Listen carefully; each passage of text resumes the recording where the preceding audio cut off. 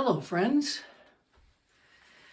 Well, it's Christmas Eve, and here I am at home. Our partially decorated tree, which is always, it's a Jordan tradition to only get the tree done at the last minute. And our home, which is in a bit of a mess. We've had a lot of changed plans. Family has called to say they won't be coming up because of the storm. Our daughter may not make it until Boxing Day, who knows. Anyway, Jamie and I are here, and I got a call from the leaders of the church who said, Reverend Meg, we think we should cancel the services and you should do something on YouTube. I think everybody is expecting me to do a facsimile of the service that we had planned. I'm not going to do that. I am going to present you with a few little vignettes of things. I did send you a letter yesterday giving you links to all the hymns that we were going to sing. And I also gave you a link to a YouTube video that another minister, an Episcopalian priest, made of the book that I wanted to read to you called The Giveaway.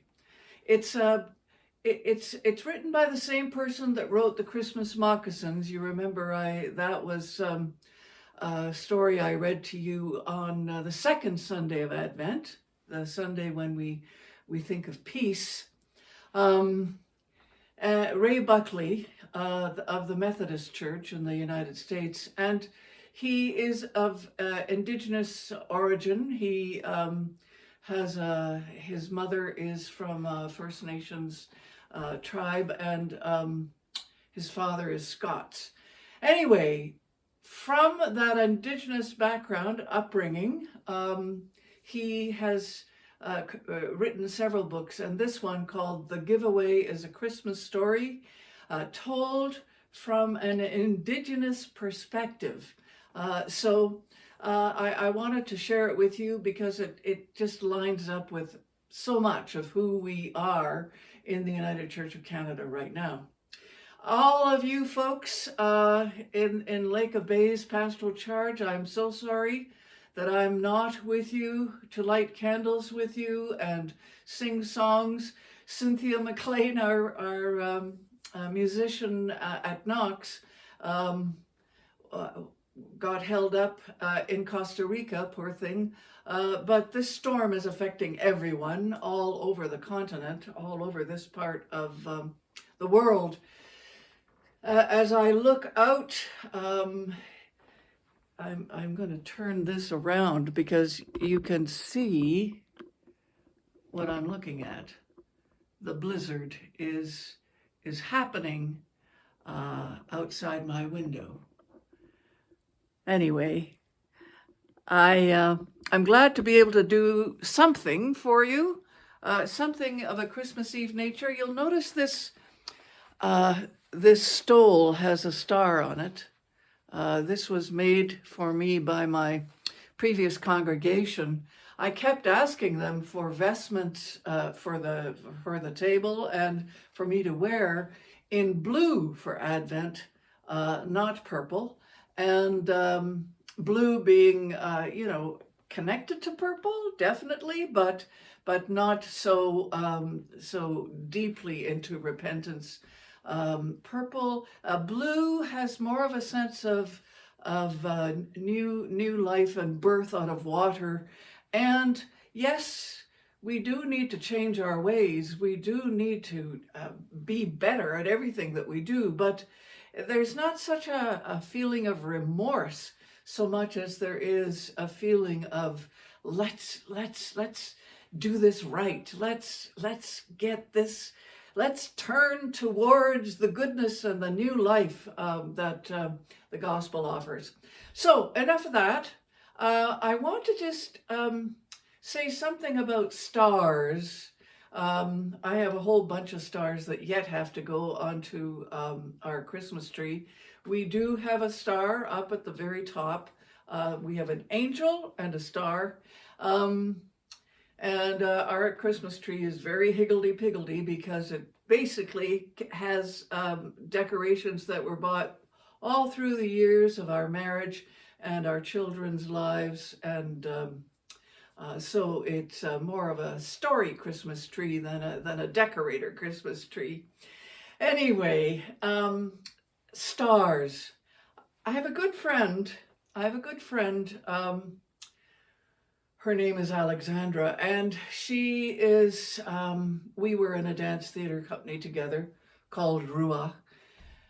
She is a wonderful theologian, and she does her theology from the perspective of the body and of the cosmos, basically.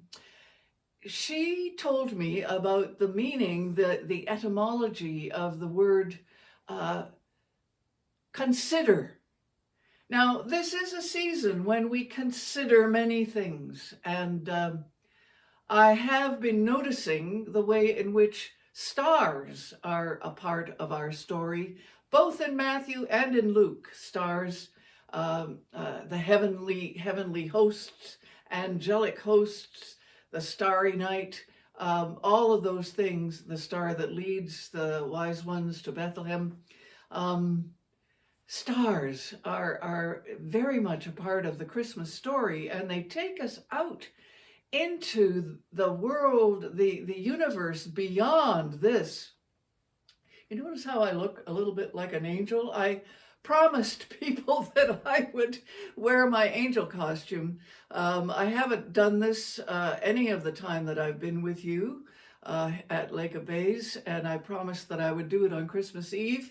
So here I am in my home doing this little video, but I thought I'd dress up in my angel costume, in my clerical robes. And the stole, which was given to me by St. John's in Elmvale, has this wonderful image of a star. So it turns out that the origins of the word consider this story. Consider who we are as human beings. Consider what it would mean to have a child that is God with us. Consider all these things. The Latin word that is at the root of con is with, and sid, consider. The word sid, apparently, I wasn't a Latin scholar, but I'm told that it is the root of the word star. So my friend was telling me that she thinks the word consider has to do with pulling back and seeing the larger picture, being able to see what is happening from the perspective of the stars, being able to look with the eyes of the stars. So I just give that to you, and we're going to proceed with what I've cobbled together for you. I've already sent you the links to the hymns. I've already sent you links to the story. I'm going to send you a full script with the story included in text form, and then I'm going to do a little reflection on the lighting of the Advent candles, and my replacement for what I will miss most deeply today, not being with you in a Christmas Eve service, which is the lighting of candles in a vigil, waiting for the birth of the Christ child and the singing of Silent Night. So I found a little video that will do that, and then we'll close everything off with a Christmas prayer from Voices United. So that's going to be our service. Thanks for being with me, and I wish you a very Merry Christmas. Next time I see you will be at Pioneer all of the congregation, all of the churches and congregations in Lake of Bays, and there's 3 active ones, will join together and worship at Pioneer United in Hillside for the time between Epiphany, the beginning of January, and Easter. So I look forward to seeing you then and there. So on with the rest of the service.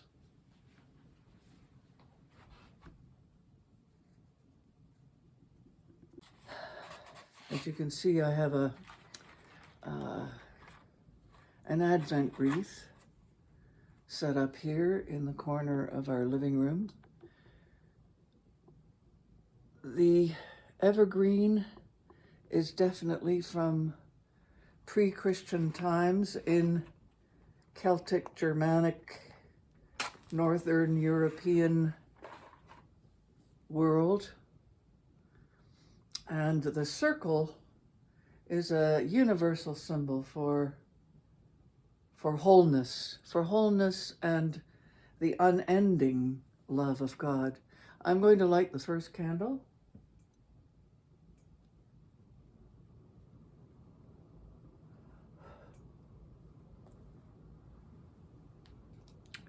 Candle for hope.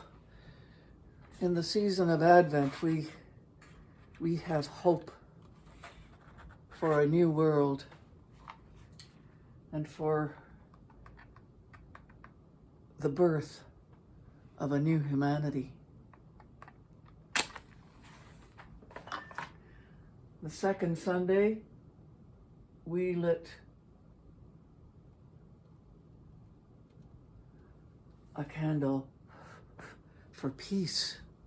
Peace in our world, peace in our homes, peace in our communities, peace in our hearts. On the third Sunday of Advent, we remembered Mary, the pregnant Mary, whose heart was filled with joy and anticipation of what this child in her womb would bring.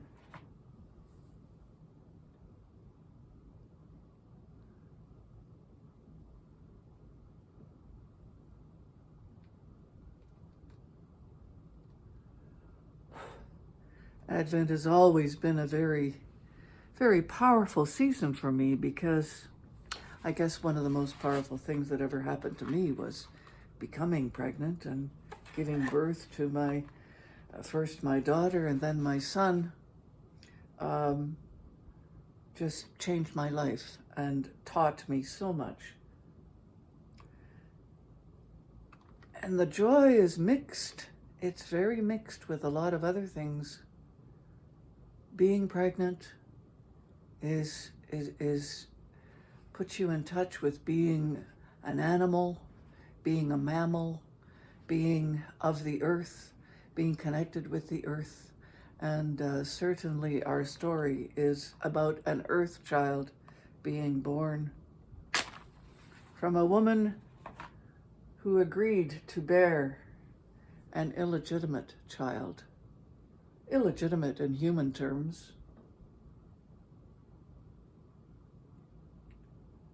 But it was love. The candle of love we light as the fourth Sunday of Advent. It was love that enabled Joseph to overcome his Palestinian aversion to the whole idea of pregnancy without benefit of his own patriarchal sperm. Matthew tells Joseph's story, and he went through a lot in order to agree to be a part of bringing this new child, this new birth into the world. And I'm going to light the Christ candle now. The Christ candle is a little tea light. In church, it's a significant candle. In some churches, in one of the little churches, it's got all the symbols of the Alpha and the Omega and all the ways in which we understand Christ in our lives. But on Christmas Eve, we remember Jesus, the little child, the little baby born in a manger.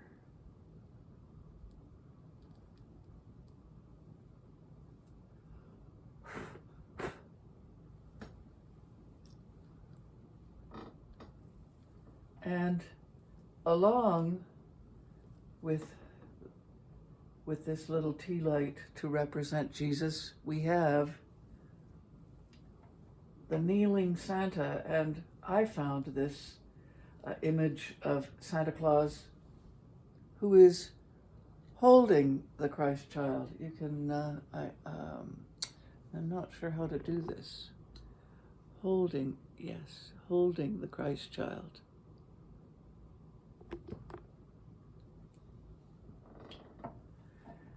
In our day, we have to bring the image of Santa Claus together with the story of the birth of the Christ child.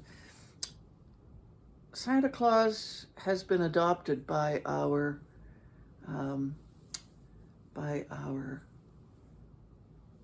consumer society, by our marketing shopping blitz that happens at this time of year.